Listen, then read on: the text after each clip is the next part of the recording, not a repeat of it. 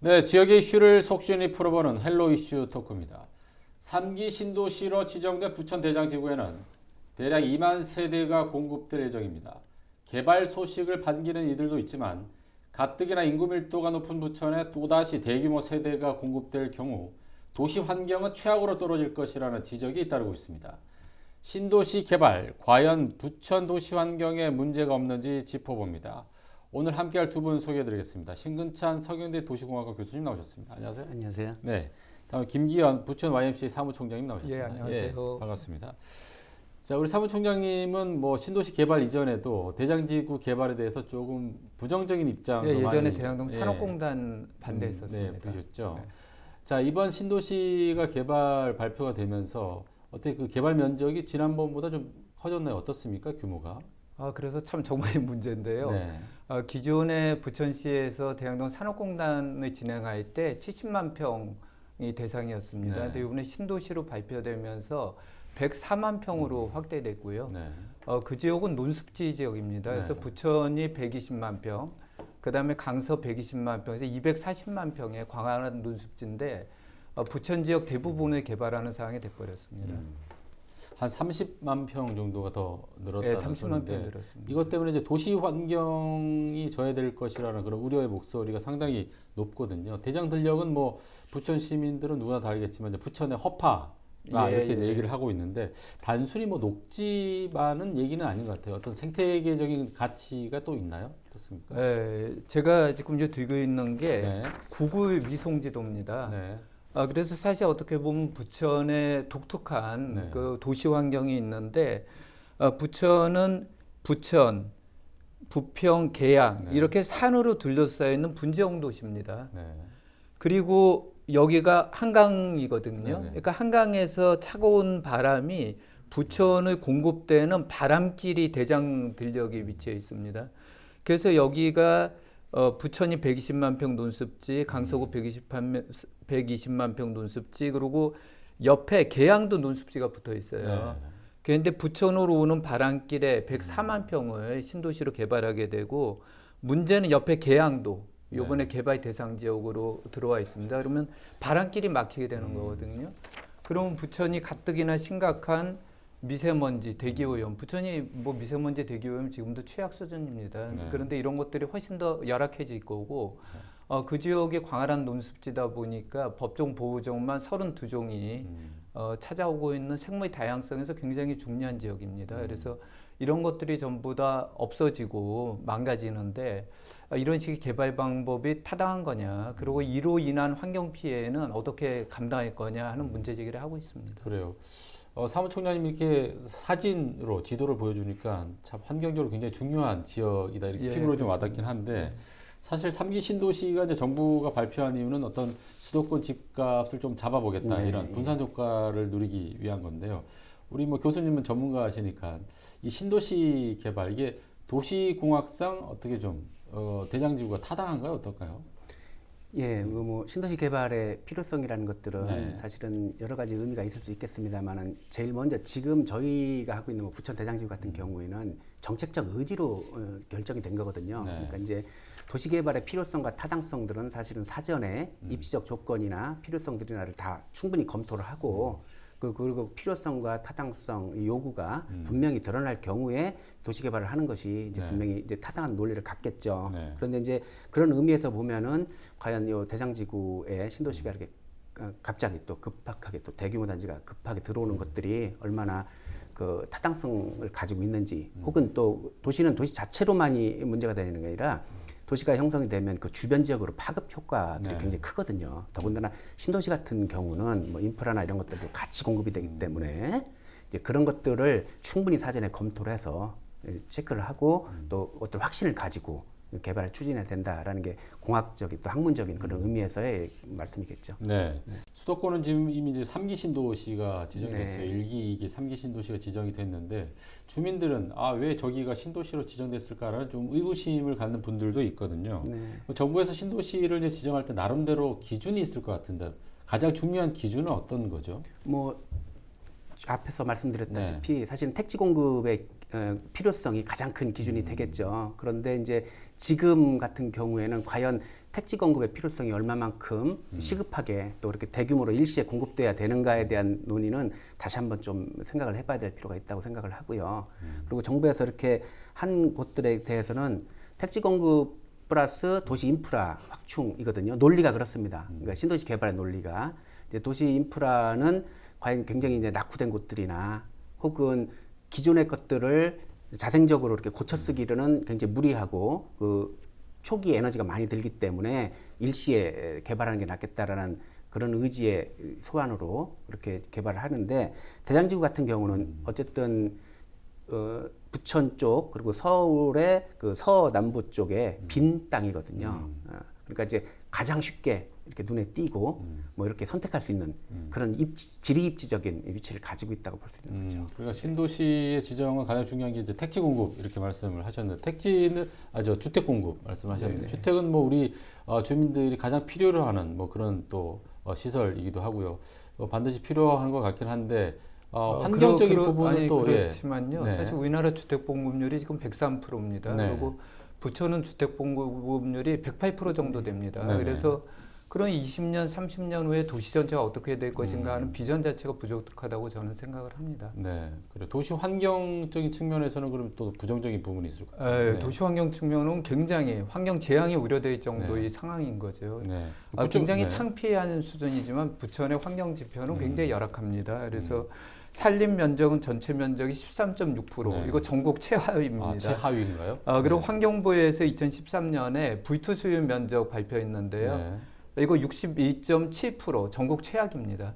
그러니까 V2 수율이 62%라는 거는 무슨 얘기인가 하면 부천 전체 면적의 62%가 콘크리트라서 그래서 물이 순환되지 않고 땅이 숨을 수 없다는 뜻입니다. 62%가. 불투수가 이제 불투수, 물이 물이 이제, 스며들지 스며드는 않는다. 거. 그렇게 되면 우리가 상식적으로 생각하더라도 지하수에 문제가 생길 수밖에 없고요. 네. 또 이제 집중 호우 같은 게 내렸을 때 문제가 발생될 수밖에 없습니다.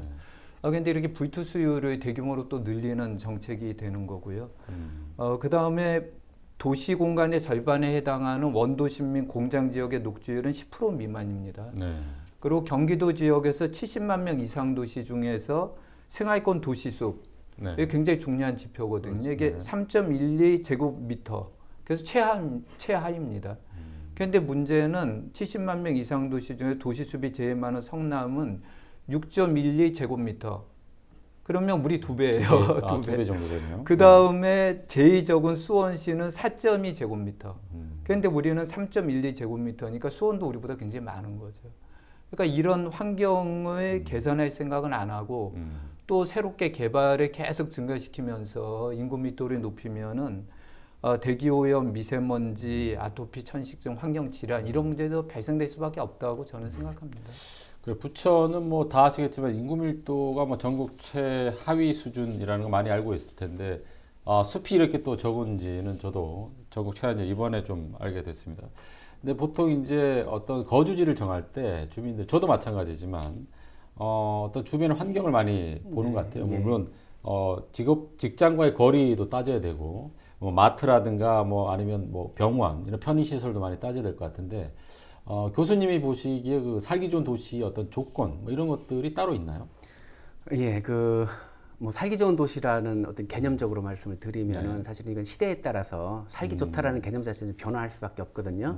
근데 이제 과연 저희가 초기에 그러니까 1980년대 90년대 초기 일기 신도시들이 개발 당시에는 살기 좋은 도시라고 하는 것들의 기준이 그 경제적 가치가 높은 편리한 주택 형태 그리고 세련된 상업시설들 그리고 넓은 도로 뭐 이런 교통시설들 이런 것들이 아주 살기 좋은 도시의 최첨단으로 이렇게 생각이 됐었던 거죠. 그런데 이제 지금 뭐 초기에 신도시 만들고 근 한 30년의 시간이 경과한 후에 지금의 상황에서는 사실은 그런 기준보다는 뭐 비근한 예로 북유럽의 모델 같은 가령 뭐 핀란드 헬싱키 같은 경우에 비키 신도시나 아니면 뭐 스웨덴의 스톡홀름의 하마비 허스타드 같은 도시들이 있습니다. 그런 도시들은 아주 대표적인 친환경 도시거든요. 이제 그런 도시들에서 볼 수 있는 에너지 자립률, 그다음에 어쨌든 그 체감할 수 있는 환경적 지수들 이런 것들이 지금은 이제 가장 살기 좋은 도시의 표본으로 이제 생각이 되고 있습니다. 가령 예를 들어 지금 뭐 아까도 총장님 말씀하실 때 네. 미세먼지 같은 건 핫이슈잖아요. 그렇죠. 이제 네. 근데 그런 것들이 가장 적게 발생이 되고 또 피부로 깨끗한 공기나 맑은 물 그리고 이제 깨끗한 환경 이런 것들을 누릴 수 있다면 그것이 과연 가령 이제 가장 좋은 도시다 이렇게 말씀드리가 있는 거죠. 그건 이제 조금 더 직접 기준으로 말씀드리면 좀 전에 뭐 저희 부천이 녹지율이 굉장히 낮다고 그렇게 네. 말씀드렸는데 최소 그런 좀 전에 전설한 바와 같은 그런 도시들은 최소 녹지율이 대지 면적의 50% 이상 지구 면적의 네. 그 정도 그리고 이제 법적인 기준도 있습니다. 녹지율을 최소 1인당 6제곱미터 이상씩을 확보해라라는 법적인 기준들이 있지만 사실 아까 부천 뭐 3.2 이렇게 네, 얘기하셨잖아요. 그러면 절반 이하도 안 된다는 그렇죠. 거죠. 근데 그 6제곱미터라는 건 법적 미니멈 이제 최소 기준입니다. 근데 최소 기준도 못 미친다는 얘기는 사실은 녹지를 체감할 수 있고 경험할 수 있는 그 확률이 굉장히 낮다. 이렇게 말씀드릴 수 있다는 거죠. 법적인 기준 좀 높여야 되는 거 아니에요, 그러면? 네, 이제 오도피아 됩니다. 그 택지 개발 기준들을 만든 지가 뭐 법적으로 기준 따지면 20년이 넘었습니다. 그러니까 네. 이것도 다시 조정을 해야 되죠. 근데 이런 여러 가지 제반 기준들도 다 이제 상승을 좀 시켜야 되고 또 무엇보다도 사실은 그간의 도시는 경제적 가치로만 이제 이해가 됐었거든요. 네. 이제 거기에서 이제 한 단계 조금 업그레이드 돼야 된다. 이제 저희들의 실제 그 시민들의 그 느낌이나 또 이렇게 수준들이 예전 같은 30년 전의 도시를 원하는 것이 아니라 정말로 이제는 수준 높은 그런 환경적인 도시들을 원하는 그런 시대가 됐다 이렇게 말씀드릴 수 있습니다. 그러니까 3, 40년 전에 가장 중요했던 것은 경제적인 가치를 네. 따졌는데 이제는 환경적 환경적인 가치. 가치가 네, 중요하다고 그게 가장 말씀을 우수한, 하셨어요. 그렇죠. 그러면 교수님이 보기에 부천시의 환경적인 가치랄까요? 어떻게 좀 판단하세요? 예. 좀 어려운 질문인가요? 그 사실은 아시다시피 네. 밀도가 굉장히 높죠. 네. 그리고 이제 전부 다 사실은 거의 다가 주택입니다. 네. 그러다 보고 또 밀도가 높다 보니까 사실은 부천이라는 동네가 가지고 있는 지리적 우수성은 굉장히 좋습니다. 그러니까 인천과 서울의 경계부에 있고요. 그리고 대도시를 사이에 끼고 있기 때문에 사실은 그 지리적으로도 어떤 생활의 기능, 네. 경제적 기능으로서는 굉장히 좋은 위치에 있고 또 환경적으로도 아까 총장님 말씀하셨다시피 그 뭐 계양산이나 소래산, 뭐 원미산 등이 환영 벨트를 가지고 있습니다. 그러니까 더군다나 이제 북쪽에 그 아까 말씀하신 한강에 아주 좋은 축들도 있고요.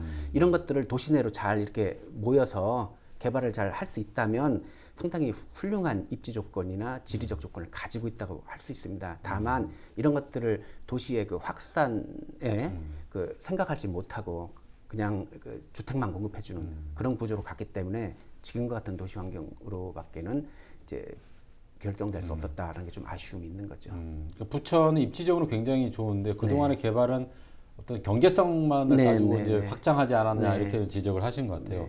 이런 우려를 더해서 지금 또 2만 세대가 지금 공급될 예정이잖아요. 더 걱정이 더 클 것 같은데 그래서 어떻게 생각하세요? 네, 저도 그 2만 세대 아파트 공급한다는 네. 얘기가 하여튼 굉장히 놀랬고요. 네. 왜 그러나 하면은 지금 부천은 개발 계획이 있는 데가 대양동 신도시만이 아닙니다.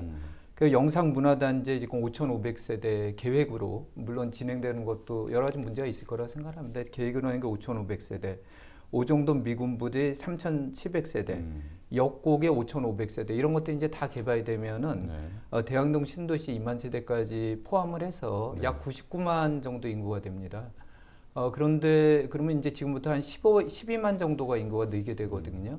그런데 그렇게 되면 어떻게 되나 하면 현재도 부천이 인구密도가 서울 다음인데 네. 서울을 추월해 가지고 제곱킬로미터당 18,500명 정도가 돼요. 그런데 문제가 이 수치가 18,500명이 되면 제곱킬로미터당 서울보다 2,000명 정도가 인구가 많습니다. 네.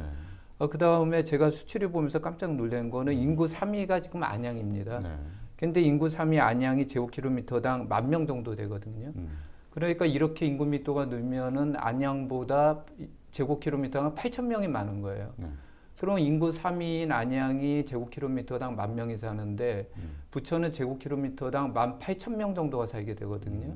그러면 당연히 대기오염, 교통 문제, 미세먼지, 아토피, 천식 이런 환경 질환들 거기에 더해서 사회적 범죄 이런 문제들이 증가할 수밖에 없고요. 이런 문제들에 대한 어떤 특단의 대책 없이 이렇게 아파트만 짓고 이렇게 개발하는 방식이 시민의 삶의 질을 얼마나 악화시키냐 이런 것에 대한 진지한 검토가 있어야 된다고 생각합니다.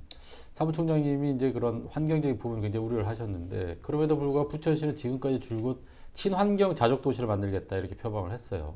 그리고 이제 장덕천 시장이 취임을 하면서도 이제 환경에 대해서 굉장히 네. 강조를 하고 있고 특히 이번에 신도시로 이제 발표가 되면서 신도시가 되면 오히려 그 녹지라든가 환경이 더 좋아진다 이렇게 주장을 했는데 이거에 대해서 어떻게 생각하세요? 그리고 저도 사실 그 자료 보고 제가 깜짝 놀랐습니다. 그러니까 사실 어떻게 보면 이 정도 개발을 하려면은 그 개발의 타당성과 필요성에 대해서 시민적 의견 수렴과 시민적 검증 절차가 있어야 됩니다. 근데 그런 건 전혀 없이 지금 진행되고 있거든요. 그런 상태에서 시민들이 인구 밀도와 개발로 인한 환경 피해에 대한 우려들이 이제 막 그냥 문제 제기가 강해지니까 거기에 대해서 신도시 개발하면 오히려 환경이 개선됩니다. 이렇게 지금 시장께서 얘기하고 계시거든요. 네, 예. 제가 그 자료를 보고 깜짝 놀랐습니다. 그 자료는 정말 그 자료를 누가 만들었는지 모르지만 궤변으로 가득하다 저희는 그렇게 생각을 하고요. 지금 논습지의 환경적 가치는 굉장히 저평가하고 그 다음에 새로 개발되는 것 중에 30%를 지금 어쨌든 도시공원 만든다는 건데 70%가 미치는 환경적 영향은 고려하지 않고 그 30% 인공적으로 만들어진 공원의 환경 가치는 굉장히 고평가하고 계세요. 그래서 사실 이런 문제는 시장께서 이렇게 보도자료를 낸 문제가 아니라 과학적 검증을 시민사회와 함께 해야 되는 문제고 저희가 어쨌든 지금 이 문제에 대해서는 철저하게 검증하고 책임을 물을 계획으로 지금 준비 중에 있습니다. 네, 사무총장님은 이제 시의 발표를 도저히 믿을 수 없다 이렇게 말씀하셨는데 전문가적인 입장에서 어떻게 생각하세요?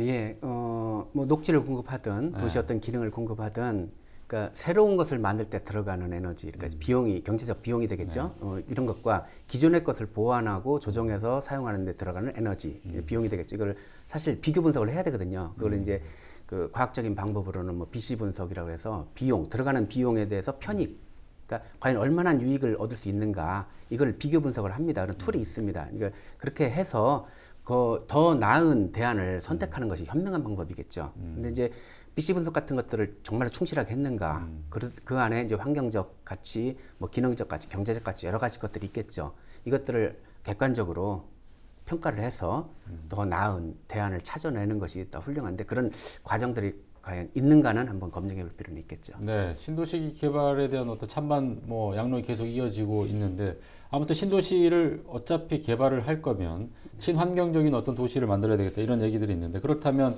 대장 신도시 어떤 장치가 필요할까요?